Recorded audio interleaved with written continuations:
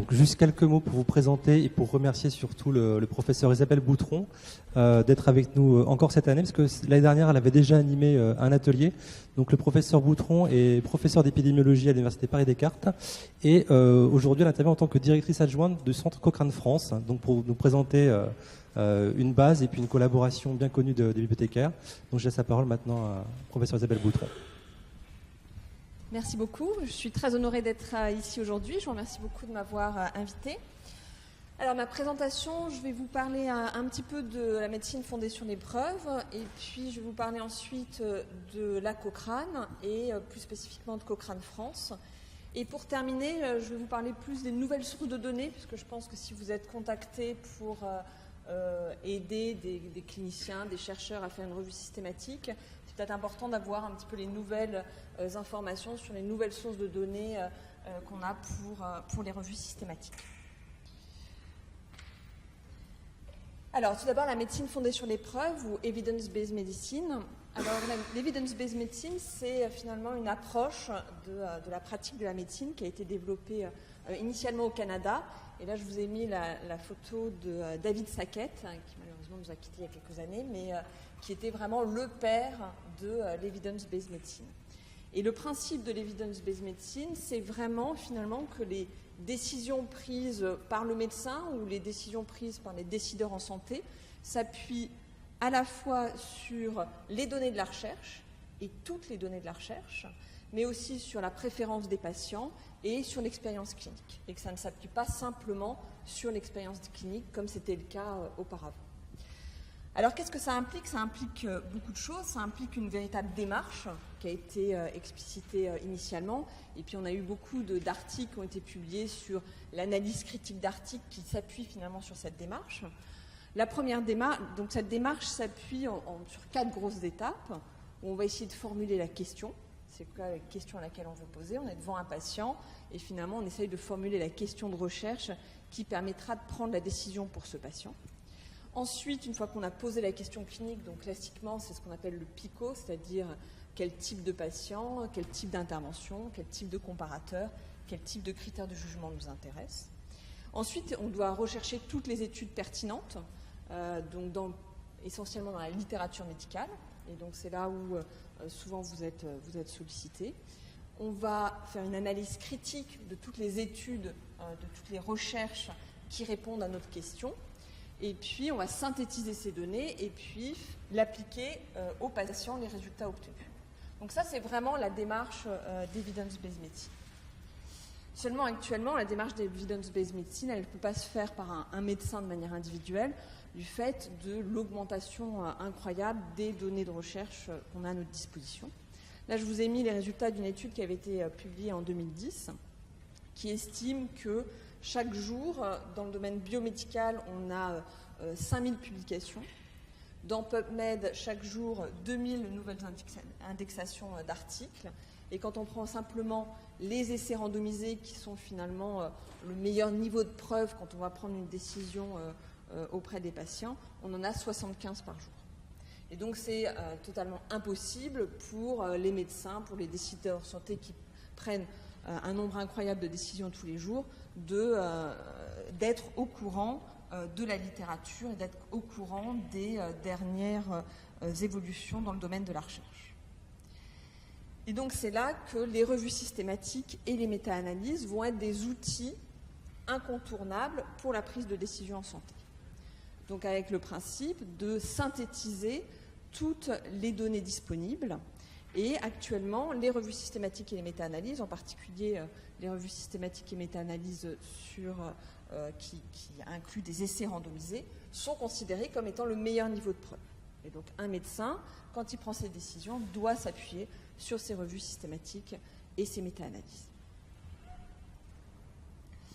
Donc dans ce contexte se trouve la collaboration Cochrane. Alors au départ on parlait de collaboration Cochrane. Récemment il y a eu des changements au sein de la Cochrane parce qu'au début la Cochrane c'était une toute petite entité et elle a tellement grossi que maintenant ça s'appelle Cochrane. On n'a plus collaboration, on a simplement le terme Cochrane. La Cochrane elle a été créée en 1993 par Ian Chalmers et au début c'était vraiment un groupe d'amis, je dirais, de chercheurs qui se disaient, voilà, on est dans une situation où ça ne fonctionne pas. On a trop de données médicales et on est incapable d'appliquer de l'evidence-based medicine. Et donc, ils se sont simplement organisés, et vraiment, au début, c'était une bande de copains, quoi. Ils se sont organisés entre eux, ils ont dit, il faut absolument qu'on organise quelque chose et qu'on applique ce qu'avait proposé Archie Cochrane, c'est-à-dire de mettre à disposition des médecins et des décideurs en santé un résumé de toutes les données de la recherche disponible à un temps T. C'est une organisation qui est indépendante à but non lucratif, et ça c'est extrêmement important, c'est-à-dire que tous ceux qui participent à la Cochrane ne doivent pas avoir de conflit d'intérêt avec l'industrie. Et ça va être essentiel parce qu'il y a plusieurs travaux qui montrent que d'une part, lorsque les essais cliniques sont financés par l'industrie, il y a souvent une surestimation de l'effet de traitement en faveur du médicament qui est vendu par l'industrie. Et on a aussi une étude qui a comparé les méta-analyses, les résultats des méta-analyses qui sont financées par l'industrie, des méta-analyses qui sont faites par des académiques pures sans conflit d'intérêt. Et ils ont trouvé que les résultats étaient les mêmes, mais par contre, les conclusions de l'industrie étaient plus souvent en faveur du traitement qui était vendu par l'industrie que les méta-analyses qui étaient faites sans conflit d'intérêt. Donc ce côté indépendant à but non lucratif, même s'il est compliqué à mettre en œuvre, parce que finalement, du coup, on doit s'appuyer que sur des financements publics, il est essentiel et il est vraiment dans les gènes de la Cochrane. Une fois que si la Cochrane perd ça, tout serait perdu. Donc c'est vraiment le point essentiel de la Cochrane. La Cochrane, elle est présente dans plus de 137 pays dans le monde, et ça augmente sans arrêt. Et donc c'est pour ça que la Cochrane a revu un peu son organisation, puisqu'au départ c'était vraiment une organisation qui a été faite au fil de l'eau. Quelqu'un arrivait en disant moi je veux développer un groupe sur cette thématique, et hop, le groupe apparaissait. Et donc là on est en train de réorganiser pour que ce soit une organisation qui réponde plus aux besoins des utilisateurs de la Cochrane. On a quand même 37 000 contributeurs dans le monde, et le produit de la Cochrane, l'objectif de la Cochrane, c'est de produire des revues systématiques de qualité, et en s'appuyant systématiquement sur une méthodologie de qualité. L'organisation de la Cochrane est assez complexe, mais en pratique, on a des groupes de revues Cochrane qui vont s'intéresser à une thématique particulière. Et les groupes, ils agissent comme un groupe d'éditeurs, si vous voulez. Donc, il va y avoir des chercheurs qui vont soumettre un titre en disant moi, j'aimerais travailler sur tel domaine, faire une revue systématique sur tel domaine. Les éditeurs vont décider est-ce que c'est un domaine qui est cliniquement pertinent. Ils ne vont pas tout prendre, c'est-à-dire qu'il va y avoir un classement des questions cliniques qui sont les plus importantes, pour finalement se focaliser sur les questions cliniques qui répondent aux besoins des patients et non pas qui répondent aux besoins des industriels ou aux besoins des chercheurs. On est vraiment centré sur les besoins des patients. Et donc, ils vont demander aux cliniciens, aux chercheurs qui veulent faire cette revue systématique d'élaborer un protocole. Le protocole va être soumis à une peer review, il va être modifié, il va être publié, et ensuite, le chercheur va faire sa revue systématique qui va être à nouveau vérifiée par la Cochrane avant d'être publiée. Donc, le développement d'une revue Cochrane, c'est un processus très long. Ça peut prendre jusqu'à 2 ans. Ça, c'est important de prévenir les investigateurs quand ils veulent le faire, parce qu'ils imaginent tous que faire une revue systématique, ça se fait en 2 temps, 3 mouvements. Allez hop, en 3 mois, c'est terminé. C'est pas ça une revue Cochrane. Une revue Cochrane, on aura une exigence beaucoup plus importante. Il existe actuellement une 50aine de groupes Cochrane qui sont en général hébergés dans des institutions de recherche dans le monde entier. Et donc, par exemple, nous, on est hébergés à l'Hôtel Dieu. Ces groupes Cochrane sont aidés par les centres Cochrane, qui sont finalement des centres régionaux qui vont aider les groupes Cochrane, qui vont aider aussi les utilisateurs de la Cochrane à comprendre la Cochrane et à utiliser la Cochrane. Donc ça va être soit sur un territoire géographique, soit une approche linguistique, c'est-à-dire on va s'intéresser à tout le monde francophone, par exemple pour Cochrane France, à un moment donné. Et puis enfin, ce qui est essentiel, c'est que la Cochrane s'appuie sur des groupes méthodologiques. Quand on regarde un petit peu qui sont dans les groupes méthodologiques Cochrane, on se rend compte qu'il y a tous les experts des thématiques. Par exemple, si on s'intéresse à l'évaluation diagnostique, vous allez retrouver des experts de l'évaluation diagnostique au niveau mondial qui vont être dans le groupe Cochrane. Et ces groupes méthodologiques sont essentiels parce qu'ils, systématiquement, ils remettent en question les méthodes qu'on utilise. Et donc, systématiquement, ils vont dire, jusqu'à présent, on évaluait la qualité des études cliniques de cette manière, mais on vient de faire une évaluation, on se rend compte que ce n'est pas du tout pertinent et qu'il faut repenser complètement les choses. Et donc, systématiquement, vous avez cette remise en question des méthodes, qui est pour le chercheur qui applique les méthodes un petit peu pénible, parce que sans arrêt, il est challengé, mais qui va être essentiel pour la qualité de nos revues Cochrane. Et donc, cet apport des groupes méthodologiques est une grosse force pour la collaboration Cochrane. Sur cette diapositive, je vous ai représenté les différents groupes Cochrane, donc les 50 groupes Cochrane. Alors vous voyez que donc la taille du rond est proportionnelle au nombre de revues Cochrane qui sont publiées.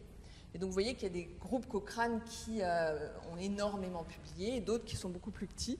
C'est lié d'une part à l'ancienneté. Ian Chalmers travaillait dans le domaine mère-enfant et donc c'est pour ça que c'est le plus gros groupe actuellement. Mais d'autres groupes se développent. Un des rôles des revues Cochrane, c'est d'être à jour. Et ça, c'est ce qui est le plus compliqué, c'est-à-dire de mettre à jour les revues systématiques. Ça, c'est ce qui est beaucoup plus compliqué parce qu'une fois que le chercheur a fait sa revue systématique, il estime que son travail est fini et veut passer à autre chose. Or, un des gros travaux, c'est de faire en sorte qu'on tient compte des nouvelles données récentes qui sont publiées. Et donc, vous voyez, le cercle qui est plus foncé à l'intérieur, c'est proportionnel au nombre de revues Cochrane qui, au moment où on a fait ce schéma, étaient effectivement à jour. Et on voit qu'il y a certains groupes qui arrivent à maintenir leur revue Cochrane à jour et d'autres beaucoup plus difficilement. La Cochrane est en train de travailler actuellement sur un nouveau type de revue systématique qui sont ce qu'on appelle les Living Systematic Review. Et même ce qu'on fait aussi, c'est les Living Network Meta-Analysis, avec l'idée qu'on va faire des revues systématiques qui vont être mises à jour dès qu'une nouvelle étude apparaît. Et donc on est en train de réfléchir à une nouvelle organisation qui s'appuie plus sur on écrit le protocole, on fait la revue Cochrane, on publie la revue Cochrane, et puis ensuite on attend 2 ans et on recommence une nouvelle revue Cochrane, qui va être une organisation où on va avoir tout un système avec des cliniciens derrière, avec des systèmes automatisés qui vont permettre de, par exemple, tous les 2 mois, faire une recherche automatique, faire un screening qui va être aidé un petit peu avec du text mining, pour voir s'il y a des nouvelles études et immédiatement intégrer ces nouvelles études dans la revue Cochrane. Alors on ne va pas publier tous les 2 mois, donc on est en train de réfléchir comment est-ce qu'on va valoriser le travail des chercheurs, comment est-ce qu'on va... Donc là, c'est des travaux qui sont en cours sur savoir comment on fait pour finalement donner aux chercheurs des données qui sont systématiquement à jour. Et on travaille à une organisation qui va s'appuyer presque sur du crowdsourcing où on va demander à une communauté qui n'est pas forcément experte de nous aider à screener les abstracts, par exemple. Sur cette diapositive, je vous ai représenté les groupes Cochrane. Donc on voit bien qu'ils sont un petit peu disséminés partout dans le monde. Et là, comme la Cochrane a un peu une nouvelle politique, on a un certain nombre de groupes qui apparaissent régulièrement et avec vraiment une extension, une volonté d'extension de la Cochrane dans tous les pays. La qualité des revues Cochrane, donc je vous ai dit qu'il y avait une méthodologie très stricte et là-dessus on est assez intraitable, les éditeurs sont intraitables. Donc on va avoir systématiquement, on a un livre qui est un peu la bible de la collaboration Cochrane, qui est le Cochrane Handbook, donc qui est disponible en ligne, qui est en train d'être réédité. Donc on est en train de faire une nouvelle version du Cochrane Handbook pour le mettre à jour, en tenant compte des nouvelles données finalement méthodologiques des revues Cochrane. On a aussi un système qui s'appelle MESSIR, on a des standards méthodologiques qu'on va systématiquement vérifier que les personnes qui ont fait leur revue systématique respectent ces standards méthodologiques. On impose la publication d'un protocole, et ça pour nous c'est essentiel. La plupart des revues systématiques qui ne sont pas Cochrane n'ont pas de protocole. Et donc, vous avez tout à fait une possibilité de jouer avec les résultats de votre revue systématique. C'est-à-dire que si vous n'avez pas de protocole, vous faites votre recherche, vous appliquez des critères d'éligibilité, et puis vous vous rendez compte qu'il y a une étude, finalement, vous préféreriez ne pas la voir pour que vos résultats soient positifs et plus intéressants. Vous changez un petit peu vos critères d'éligibilité, et vous pouvez très bien vous débrouiller pour que cette étude n'apparaisse pas. D'accord ? Il ne faut pas oublier que les revues systématiques, c'est un processus rétrospectif. Donc ce n'est pas un processus prospectif.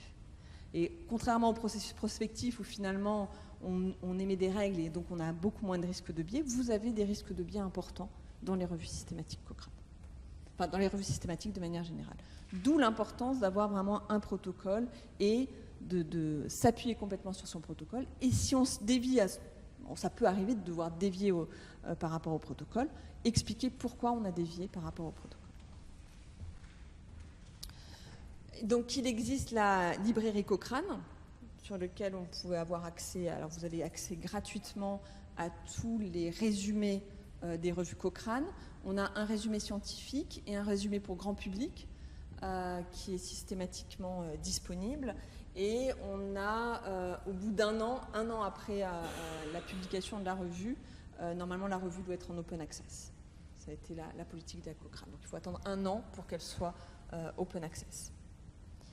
Et on est en train de travailler pour essayer de raccourcir ce délai, mais pour l'instant, c'est le délai qui a été décidé. Et donc, la librairie Cochrane est disponible. C'est Wiley on travaille avec Wiley pour mettre à disposition les revues Cochrane. Sur la base de données, Cochrane, si vous cherchez une revue systématique ou si un clinicien vous demande de l'aide pour trouver une revue systématique, soit on peut faire par mots-clés, mais souvent c'est beaucoup plus facile de le faire par groupe thématique. Et pour chaque groupe thématique, vous allez avoir tous les protocoles qui sont en cours, toutes les études qui ont été réalisées, et si elles sont trop anciennes, elles vont être retirées. Elles vont être taguées pour savoir qu'elles sont trop anciennes et qu'elles devraient être mises à jour. Les données qu'on a sur la librairie Cochrane, c'est qu'on a une revue systématique qui est cherchée toutes les secondes, un résumé qui serait lu toutes les 2 secondes et une revue téléchargée toutes les 3 secondes. Donc vraiment, il y a une grosse appétence par rapport aux revues Cochrane. Et bien entendu, pour tous les pays qui sont, par exemple en Afrique, etc., les revues Cochrane sont accessibles gratuitement. Cochrane France. Alors Cochrane France relativement récent, puisque ça a été créé en 2010. Il y avait eu un centre Cochrane auparavant, mais qui n'avait pas survécu, parce que justement, ils n'avaient pas réussi à obtenir des moyens. Donc le centre Cochrane français, il a été créé grâce à un financement du ministère des Affaires sociales, de la santé et des droits des femmes en 2010. Il est dirigé par le professeur Philippe Raveau. Et donc les missions du centre, c'est les missions classiques d'un centre Cochrane, c'est-à-dire que ça va être former les futurs auteurs des revues systématiques, pour qu'on ait des auteurs, des gens qui fassent des revues systématiques Cochrane en France. Former aussi différents publics à l'utilisation des revues Cochrane. Donc ça peut être des médecins, ça peut être des infirmières, des paramédicaux, ça peut être des journalistes qui utilisent beaucoup les revues Cochrane. Donc essayer de développer des formations pour ces professionnels. Promouvoir la recherche méthodologique pour les revues Cochrane. Et par exemple, c'est le Centre Cochrane français qui développe un nouveau concept, ce qu'on appelle les Living Network Meta-Analysis, c'est-à-dire au lieu de faire des méta-analyses qui comparent 2 traitements, on compare le traitement A au traitement B, la plupart des méta-analyses c'est comme ça, et ça ne répond pas aux besoins des médecins qui, eux, ont 5 traitements à disposition. Donc s'ils veulent savoir entre les 5 traitements que j'ai à disposition, lequel je dois donner à mon patient, il va devoir retrouver toutes les méta-analyses qui comparent le traitement A au traitement B. Et donc nous, on travaille sur faire des méta-analyses en réseau, c'est-à-dire au lieu de comparer les traitements 2 à 2, on va regarder tous les traitements qui sont disponibles et par des analyses assez complexes, on va pouvoir savoir finalement quels sont les traitements qui sont les meilleurs dans ces 10 traitements disponibles ou ces 5 traitements disponibles. Et dans ce contexte, on développe des livings, c'est-à-dire qu'on met en place un système pour avoir la network meta-analysis à jour tous les 2 mois. D'accord ? Par un système de crowdsourcing, de text mining. Donc ça, c'est nos travaux sur le domaine, des exemples de travaux sur le domaine méthodologique. On est aussi responsable de la promotion des activités et des valeurs de Cochrane, la promotion de la médecine fondée sur les preuves, et puis l'idée, c'est d'augmenter l'accès des médecins français, des décideurs en santé aux revues Cochrane. On a différents satellites et groupes. Donc, le centre Cochrane soutient un groupe qui est un groupe français, qui est le groupe du cancer pulmonaire. Et puis, on a des satellites, un satellite pour l'évaluation des pratiques en santé, un satellite qui s'intéresse aux maladies musculo-squelettiques et un satellite qui s'intéresse aux maladies dermatologiques. Et on a aussi un groupe transversal qui s'intéresse à la médecine d'urgence. On a un site internet où vous pouvez trouver toutes sortes d'informations et surtout, on s'est investi dans les traductions. Parce que finalement, les utilisateurs des données Cochrane, ça va être le médecin généraliste éventuellement, le médecin dans son cabinet, qui ne va pas forcément vouloir passer du temps à lire des résumés en anglais. Et donc, rapidement, on s'est rendu compte que la traduction allait être essentielle pour la diffusion et l'utilisation des données de la Cochrane. Donc, on a décidé d'investir, on a même obtenu des financements du Canada pour traduire nos résumés Cochrane. On a un processus compliqué, c'est-à-dire qu'on a un système automatique où on va mettre le résumé Cochrane qui est en anglais dans une traduction automatique, alors type Google Translate, mais un peu plus élaboré. Et ensuite, on va avoir des bénévoles qui vont relire ces résumés et qui vont vérifier qu'il n'y a pas eu des erreurs, qui vont valider ces résumés. Et ensuite, ces résumés vont être publiés. Et on a aussi un système de feedback, c'est-à-dire que les lecteurs, s'ils voient quelque chose qui n'est pas normal dans le résumé, peut nous contacter et corriger ce résumé. Donc on est assez prudent sur le fait que c'est une traduction. Donc actuellement, on a plus de 5000 résumés qui sont disponibles. Alors on a à la fois le résumé scientifique et le résumé grand public qui sont accessibles et donc qui sont classés par spécialité. Donc par exemple, le dernier résumé en date, qui est l'intérêt de vacciner contre le papillomavirus, qui est un sujet vraiment d'actualité. Donc vous allez avoir le résumé qui va être totalement traduit avec la conclusion des auteurs qui va être totalement traduite. Et donc je pense que ça va être des données qui vont être particulièrement intéressantes pour le public, pour les médecins, pour appuyer la vaccination. On propose aussi des formations régulièrement et pour ceux qui sont intéressés, vous pouvez vous inscrire et on vous informe dès qu'il y a des nouvelles formations. Ou si vous avez une idée d'une formation spécifique que vous souhaiteriez, vous nous contactez, vous dites, ben voilà, nous avons notre besoin, on est plusieurs à avoir un besoin dans tel domaine et nous, on peut dans ce cas-là adapter les formations à la demande. Et puis, chaque mois, on publie des newsletters. C'est-à-dire que chaque mois, on envoie les résumés Cochrane qui ont été publiés à des collègues cliniciens qui vont nous dire, ben voilà, ça c'est les résumés qui nous intéressent. Alors certains vont être traduits, d'autres pas, parce qu'on n'a pas la possibilité de tout traduire. Et puis, les gens vont recevoir, les cliniciens qui sont inscrits à la newsletter, vont recevoir chaque mois tous les nouvelles revues systématiques dans leur domaine qui ont été publiées. Et ça, c'est très apprécié. Et donc, les gens peuvent simplement s'abonner à une revue. Et donc, par exemple, on a plus de 800 journalistes qui sont abonnés à la revue, à la newsletter, plus de 3000 médecins généralistes, 1000 kinés, plus de 1000 dermatologues, etc. Et on essaye d'augmenter le nombre de newsletters qu'on développe. Alors c'est un petit peu en fonction des cliniciens avec qui on a des contacts, qui sont prêts à screener les articles, screener les titres et dire quels sont les titres qui leur semblent les plus intéressants pour leur communauté. Donc voilà pour le Centre Cochrane français.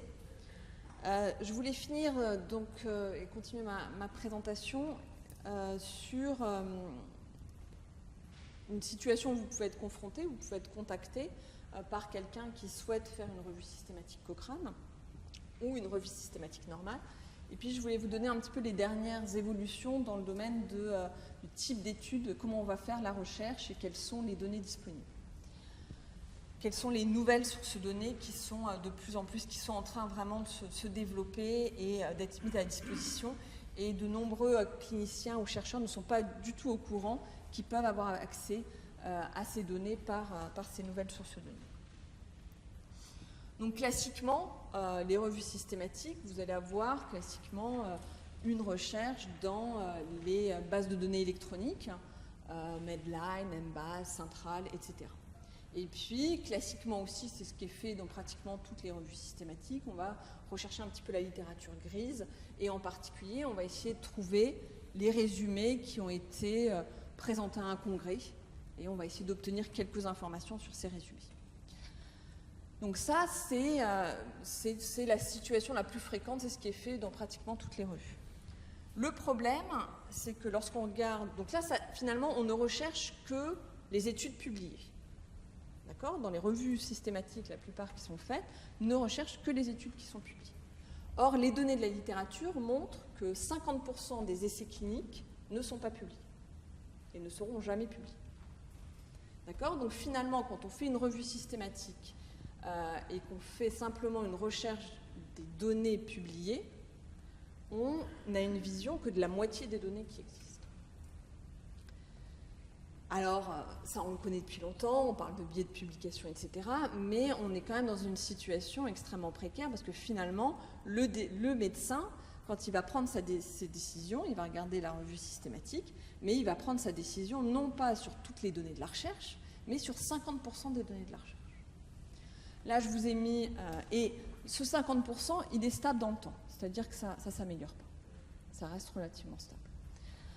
Je vous ai mis une étude ici qui a été faite dans le domaine de la cancérologie, où ils ont sélectionné toutes les études cliniques. Vous savez que maintenant, on a l'obligation d'enregistrer les essais cliniques sur les registres d'essais. Donc, ils ont identifié tous les essais cliniques et ils ont essayé de manière systématique de rechercher des publications ou de rechercher si les résultats étaient postés sur les registres d'essais. Et ils ont retrouvé, donc on est quand même dans le domaine de la cancérologie où il y a des patients qui ont peut-être participé à ces essais, qui attendent les résultats de ces essais. Et leurs résultats ont montré que 3 ans après la fin de l'étude, 45% des essais n'ont toujours pas leurs résultats disponibles. D'accord ?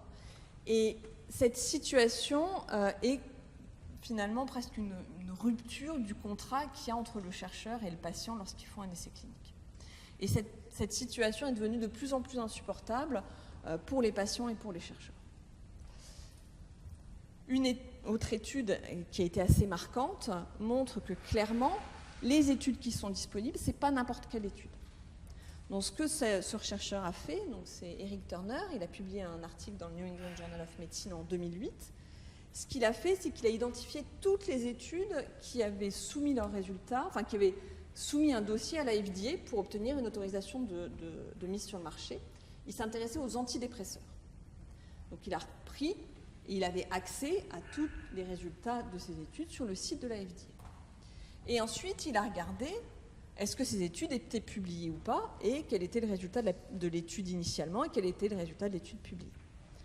Donc il a retrouvé 74 études qui avaient été enregistrées par la FDA pour une autorisation de mise sur le marché. Et il a trouvé que 31%, ce qui représentait quand même plus de 3000 participants, n'étaient pas publiés. Et quand il a regardé le résultat des études qui étaient publiées ou pas, on voit ici, lorsque la décision de la FDA était que l'étude était en faveur du traitement expérimental, on voit ici que dans 97% des cas, l'étude est publiée. Pardon. Voilà. Quand le résultat, selon la FDA, est discutable, on ne sait pas trop si le traitement est efficace ou pas, la moitié sont publiées, et celles qui sont publiées, leur conclusion est que le traitement marche. Et lorsque le résultat est franchement négatif, selon la FDA, vous en avez que 3% qui sont publiés en disant que le traitement n'a pas démontré son efficacité, et 21% qui sont publiés en disant que le traitement est quand même efficace. Donc finalement, quand on s'appuie que sur les données de la littérature, on va avoir une vision qui possiblement est totalement biaisée de la réalité.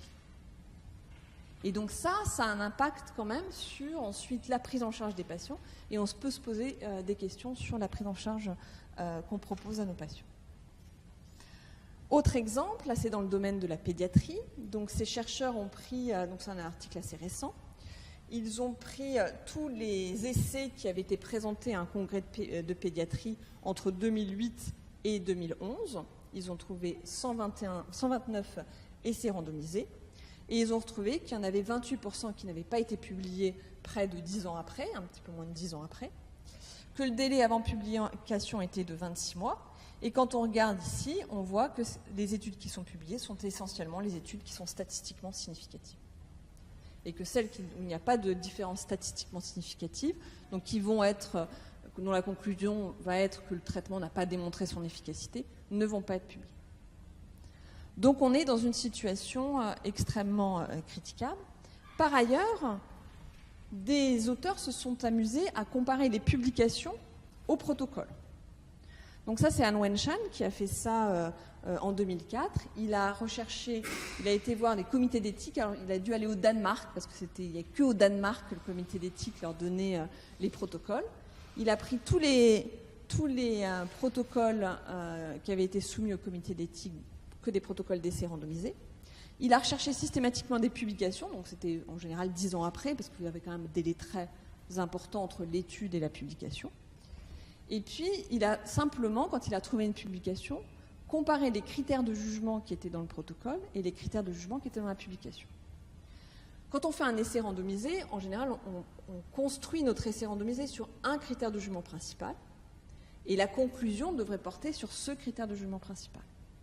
D'accord ? Et donc, on l'a défini dans le protocole, on a monté tout notre essai sur ce critère de jugement principal pour démontrer une différence sur ce critère de jugement. Par exemple, la douleur. Est-ce que ça marche sur la douleur ? Et on a toujours des critères de jugement secondaires, on va aussi regarder la qualité de vie et d'autres choses. Mais notre critère qui a créé l'étude, ça va être la douleur. Et ensuite, il a simplement regardé, mais quel était le critère de jugement principal qui était présenté dans l'article.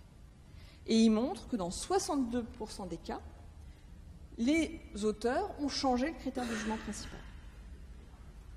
C'était plus la douleur, c'est devenu la qualité de vie. Et ce changement, il était lié au résultat des essais. C'est-à-dire que si la qualité de vie était statistiquement significative et que la douleur ne l'était pas, ben la qualité de vie devenait le critère de jugement principal. Donc on a aussi des modifications. Et donc si on s'appuie que sur la publication, on va encore, une fois de plus, avoir une vision partielle des résultats des études et des résultats de la science. Donc ça, pour appliquer le principe d'evidence-based medicine, c'est véritablement un problème. Et donc là, on a une grosse pression des patients. Il y a tout un mouvement qui s'appelle All Trials, qui a été extrêmement important en Angleterre et qui s'est diffusé aux États-Unis, qui était faite d'une communauté de patients au départ, soutenue par certains médecins qui avaient une grosse voix médiatique, qui ont vraiment dit que c'était inacceptable, qu'on ne pouvait plus ne pas avoir accès aux essais cliniques. Ce mouvement a eu beaucoup d'ampleur. Il y a eu aussi un mouvement avec un groupe qui s'appelle le groupe Reward, qui travaille, et on fait partie de ce groupe, qui travaille sur le gâchis de la recherche, qui a montré que 85% de la recherche était gâchée. Et donc il y a eu une grosse pression envers les investigateurs, mais aussi envers les financeurs et envers les institutions. Et les institutions ont bougé. Donc en particulier, on commence à avoir, et c'est pour ça que je vous dis que maintenant on a des nouvelles sources de données qui ne vont pas être les publications. Première source de données, ça va être les registres d'essais. Donc le plus gros registre d'essais, c'est clinicaltrial.gov, c'est un registre aux États-Unis, où ce registre a pris beaucoup d'importance, en particulier en 2005, parce qu'en 2005, tous les éditeurs des grands journaux ont publié des éditos en disant on ne publiera plus aucune étude qui n'a pas été enregistrée avant l'inclusion du premier patient. Et donc vous voyez sur cette diapositive, en 2005, à partir du moment où les éditeurs ont dit ça, on a vu un flot d'enregistrement sur clinicaltrial.gov extrêmement important. Ensuite, aux États-Unis, en 2007, il y a une loi qui a été votée, qui a été appliquée, qui est la FDAA de 2007, qui impose aux investigateurs, donc pour tous les essais cliniques qui ont un centre aux États-Unis, les investigateurs et les promoteurs ont l'obligation de poster les résultats des études sur clinicaltrial.gov. Que l'étude soit publiée ou pas, ils s'en fichent, on doit avoir les résultats disponibles sur le registre d'essai. Et donc ça veut dire que ce résultat est disponible pour tout le monde.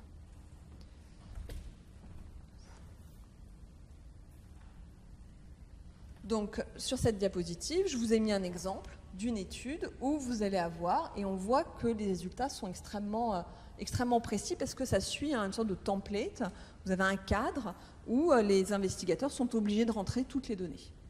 Et donc finalement, quand on regarde un petit peu ces résultats, on a toutes les informations dont on a besoin, nous, quand on veut faire une méta-analyse. Et cette loi est extrêmement importante parce que ça donne accès à des données qui seront probablement jamais publiés.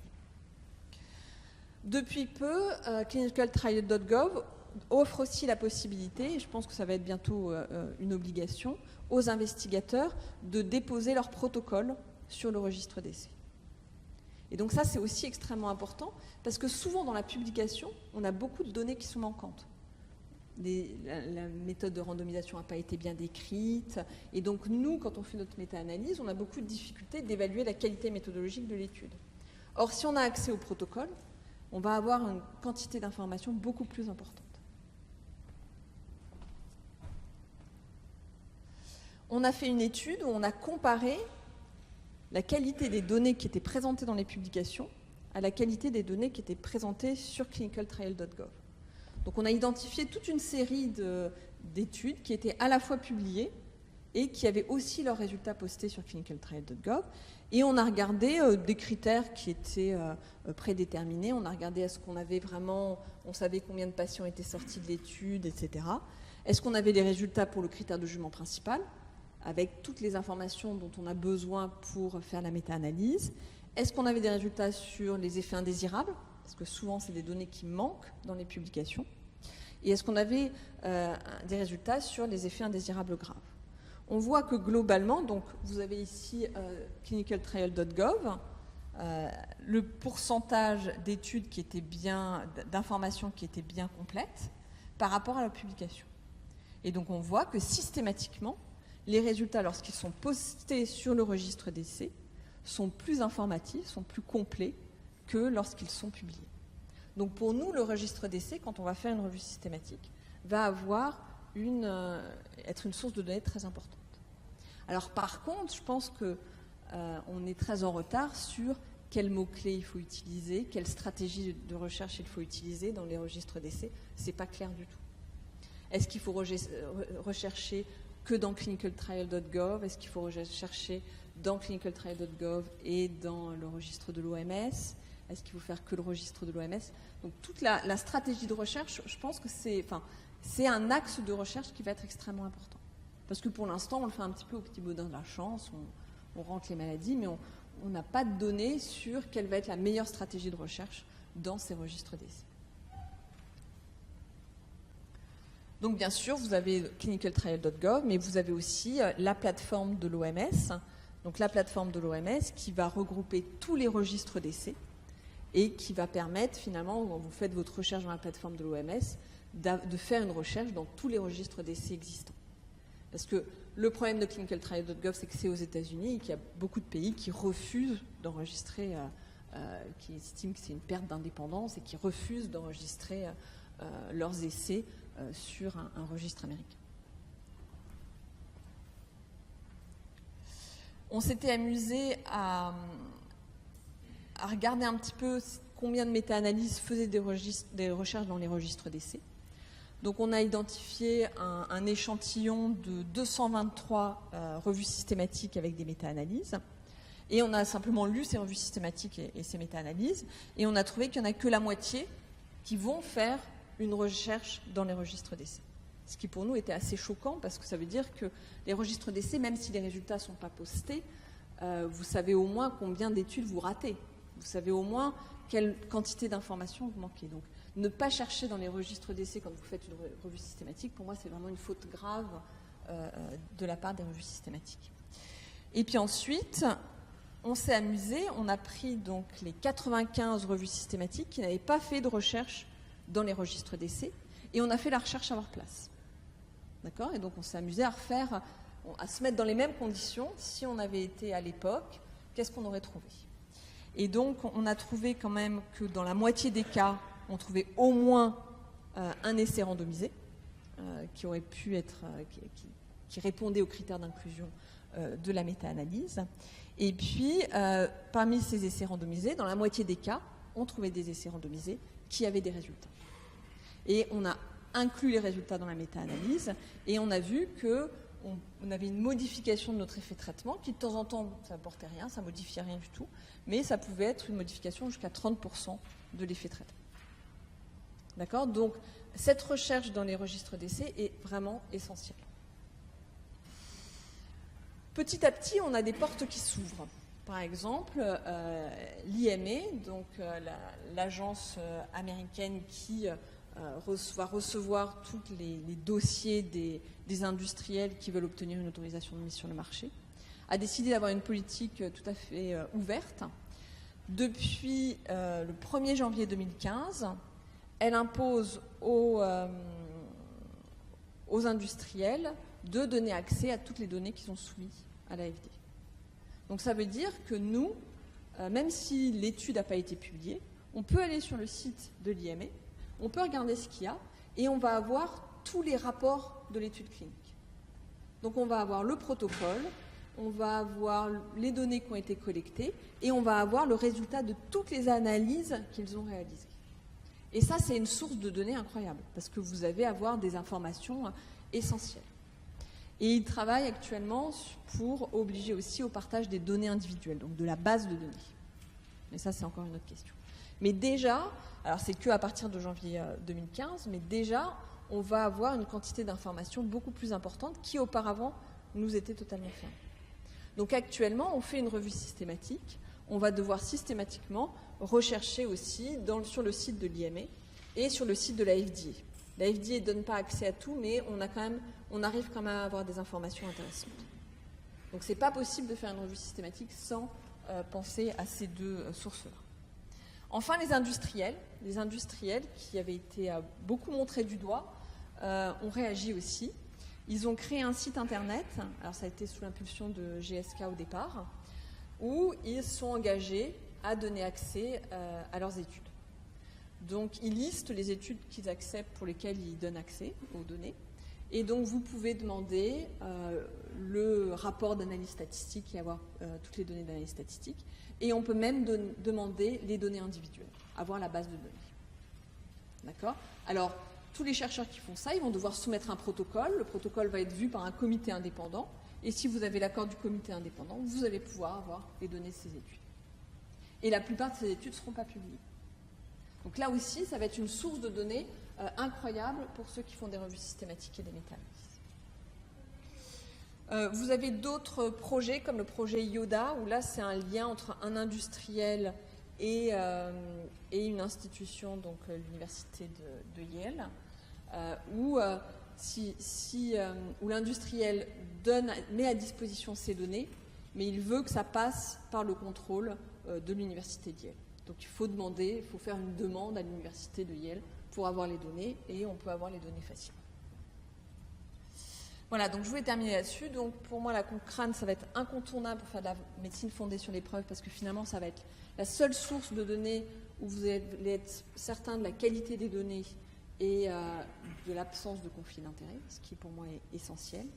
Et je pense que c'est important d'être au courant que les portes s'ouvrent, donc on va avoir de plus en plus accès aux données des essais cliniques, que ça va devenir totalement inacceptable que les chercheurs ne partagent pas leurs données. Et donc on va avoir véritablement une évolution incroyable sur la manière de faire des revues systématiques et des méta-analyses.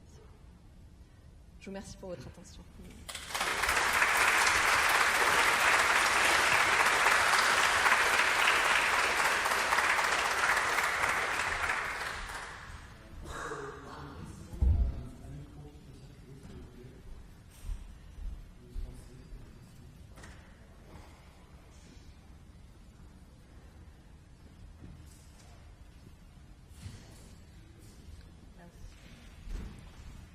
Bonjour, merci pour la présentation.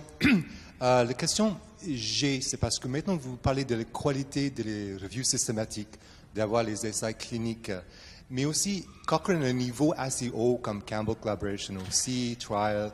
Donc, mais ma question maintenant, c'est parce que maintenant on a commencé à chercher pour les revues systématiques, mais la qualité en général, c'est vraiment en bas. Maintenant, les gens cherchent qu'une base de données, ils ont limité à l'anglais, ils ont fait toutes les exclusions pour faire quelque chose. Maintenant, j'ai vraiment un souci parce que les gens arrivent vers moi et disent que qu'est-ce que c'est ça, une revue systématique ou quelque chose d'autre? Est-ce que vous avez quelques idées à propos de ça, de la qualité du mot systématique, revue systématique? Ça, je suis tout à fait d'accord avec vous. La définition de qu'est-ce que c'est qu'une revue systématique est très mal comprise. Et je pense qu'il y a beaucoup de chercheurs qui Enfin, faut voir que les chercheurs académiques sont soumis à une grosse pression de publication. C'est-à-dire que pour avoir un poste, il faut que vous ayez publié. Et donc, il y en a qui... Alors, faire des études cliniques, ça peut être compliqué. Et donc, il y en a qui se disent que faire une revue systématique, c'est une opportunité. Et qui vont le faire vite fait, bien fait. Et c'est vrai que nous, ça, pour nous, voilà, c'est rejeté d'emblée. Et ils ont du mal à comprendre que non, une revue systématique, ça peut être 2 ans de travail. Et en général, c'est beaucoup plus long. Donc, une revue systématique qui est vraiment bien faite nécessite un travail extrêmement important. Et c'est sûr que dans la littérature, lorsque vous regardez la qualité des revues systématiques, elle est extrêmement discutable. Elle est extrêmement discutable. À tout point de vue, c'est sur le plan de la définition de la question, il n'y a pas de protocole, ils n'ont pas défini des critères de jugement principaux et des critères de jugement secondaires, vous n'allez pas avoir une évaluation, une recherche, elle va être extrêmement restreinte. Donc l'évaluation de la qualité des essais est souvent mal faite. Et puis ensuite, ils vont aller sur un logiciel qui va être facile à utiliser, qui est disponible, comme par exemple Revman, et puis ils vont avoir des résultats, et puis ce sera joli, et ils vont le présenter comme ça. Donc je pense qu'effectivement, ils ne vont pas faire gré qui est d'évaluer la qualité des preuves.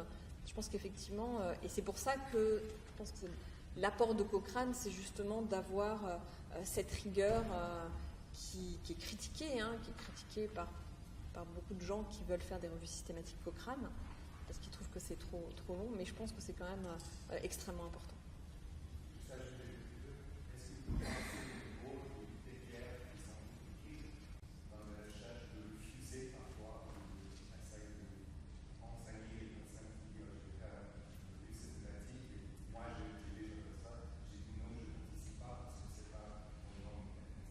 Moi, je pense que si on a la possibilité de refuser, si on estime que c'est pas scientifique, je pense que c'est important de refuser. Nous, on passe notre temps à nous battre et à dire, il y a certains projets de recherche, on dit non, mais on ne participe pas à ça, parce que voilà, c'est pas dans les standards qu'on veut développer. Et je pense que ça, c'est tout à fait pertinent. Alors ensuite, pour être totalement honnête, la difficulté qu'on a, nous, à la Cochrane, par exemple, on a essayé d'emmener des chercheurs français à faire des revues systématiques Cochrane, c'est qu'il y a une lourdeur Cochrane. Et ça, c'est sûr qu'il y a une lourdeur Cochrane. C'est-à-dire que la review va être longue, vous allez avoir 15 000 demandes qui ne sont pas toujours complètement justifiées, etc. Et donc il y a une lenteur sur laquelle on est en train d'essayer de travailler pour justement que ce soit un peu plus ouvert et un peu plus efficace. Mais pour l'instant, c'est sûr que par exemple, on avait des cliniciens qui arrivaient, qui avaient une année où ils étaient financés, qui voulaient faire une revue Cochrane et s'impliquer dans une revue Cochrane, et qui devaient attendre, qui étaient au chômage technique parce qu'ils attendaient le retour sur leur protocole. Et donc ça, il y a une sorte de lourdeur Cochrane qui est compliquée, mais je pense que, en revanche, la méthodologie Cochrane est vraiment importante. Oui. Bonjour, comme vous êtes de Descartes, justement, je voulais savoir par rapport aux psychologues, parce que j'avais lu une fois un article comme quoi les psychologues, ils n'étaient pas très pro-EBM, et donc de Cochrane, parce qu'ils ne voulaient pas justement standardiser trop les patients. Qui ça, pardon, j'ai pas compris. J'ai les psychologues. Et comme vous êtes de Descartes et qu'il y a une chaire de psychologie, je voulais savoir justement comment vous arriviez, parce que j'avais lu un article dans Le Monde, je crois, comme quoi les psychologues, ils n'étaient pas très fans de l'évidence base médecine, parce qu'ils ne voulaient pas justement trop de standards, et donc du coup pas de Cochrane. Et c'est vrai que tout à l'heure, quand on a vu toutes vos petites bulles, j'ai vu qu'il y avait la psychiatrie, à un moment donné, pour la schizophrénie, mais il n'y a rien sur... Et voilà, je voulais savoir si c'était une réalité, si ça se développait, si... je ne sais pas. Alors, je pense qu'il y a 2 niveaux de réponse. Alors, il y a un premier niveau de réponse qui est souvent, voilà, c'est toujours compliqué de se faire évaluer selon des règles. Le deuxième niveau de réponse, c'est que les interventions en psychologie sont souvent des interventions complexes. Où vous n'avez pas, c'est pas comme un médicament. Un médicament, voilà, on prend une pilule 3 fois par jour. Donc ça, c'est facile à décrire. Et finalement, toutes les études cliniques qui sont réalisées pour évaluer un médicament 3 fois par jour, elles sont toutes homogènes globalement. Il va y avoir des hétérogénéités liées aux patients, alors que l'intervention en psychologie, ça va être beaucoup plus compliqué parce qu'elles vont toutes être un petit peu différentes. Et on a toujours une difficulté de savoir est-ce qu'on a le droit de faire une méta-analyse, c'est-à-dire de considérer que toutes ces études sont les mêmes et de pouler les résultats de toutes ces études ensemble, ou est-ce que finalement, chaque fois, ça évalue un petit peu quelque chose de différent et qu'on rate certaines composantes qui vont être des composantes essentielles de ces interventions complexes. Ça, c'est le premier point. Et puis, une autre difficulté, c'est que l'évaluation, l'evidence-based medicine et l'évaluation thérapeutique actuellement, elle s'appuie sur l'essai contrôlé et randomisé en double aveugle contre placebo. D'accord ? Ça a été le truc de base. Mais cette méthodologie de base, elle a été développée pour évaluer les médicaments. Quel va être le placebo de la psychothérapie ? Comment on va faire pour que, si on compare psychothérapie à pas de traitement, comment on va faire pour que les patients ne sachent pas quel traitement ils ont reçu ? D'accord ? Ce sera pas possible et ce ne sera pas pertinent. Et donc, c'est pour ça qu'on a besoin d'adapter notre méthodologie pour évaluer les traitements comme la psychothérapie, mais c'est pareil pour la chirurgie, ça va être pareil pour d'autres disciplines, où ça va être des disciplines, où ça va être plus des interventions complexes, où l'aveugle ne va pas être possible, et on doit réfléchir un petit peu à quels critères utiliser.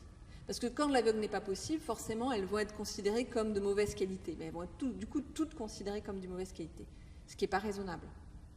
Donc voilà, on a besoin de ne pas appliquer la méthodologie de référence de manière brute sur des traitements qui ne sont pas des traitements médicamenteux. Et je pense que c'est là où il y a des... mais c'est ce qu'on fait, hein, c'est ce qu'on fait. D'ailleurs, on travaille là-dessus. Moi, j'ai beaucoup travaillé sur l'évaluation des traitements médicamenteux, sur justement comment faire, quels sont les risques de biais, comment on standardise l'intervention, comment on essaye de les inclure dans les méta-analyses. Donc c'est tout un champ méthodologique. Il y a d'autres questions ?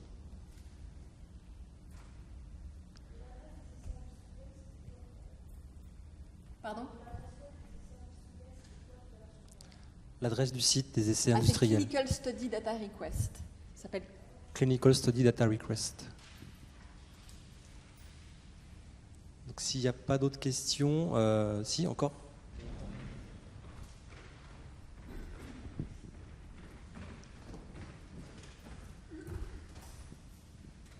Merci.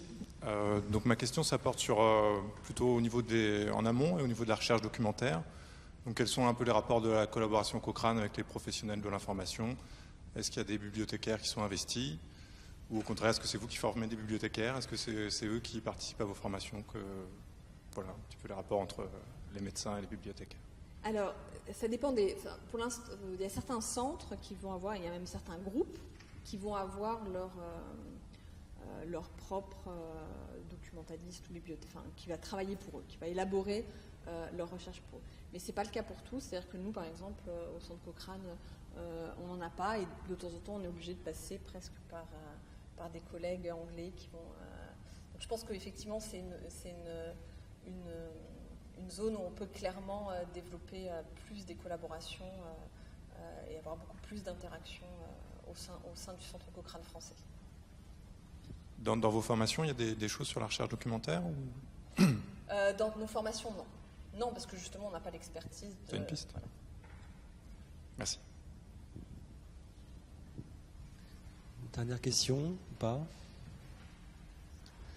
Dans ce cas, je remercie encore une fois professeur Boutron, qui a parfaitement tenu le temps. Il est 45, c'est parfait. Merci beaucoup pour cette intervention très riche.